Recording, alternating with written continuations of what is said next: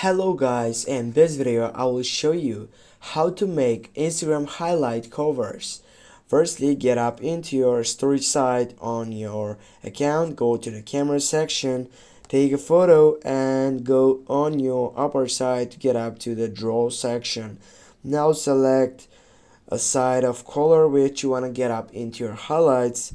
For example, here I will go with this color and I will just tick on it. Now what I need to do, simply I need to get out from the keyboard sticker sides, emoji, for example this one.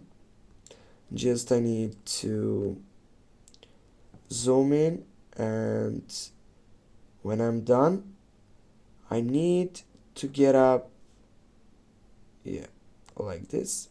Now what I need to do, simply I need to go on the three dots on the right upper side. I need to go for save, and when I get up, and we'll go for discard.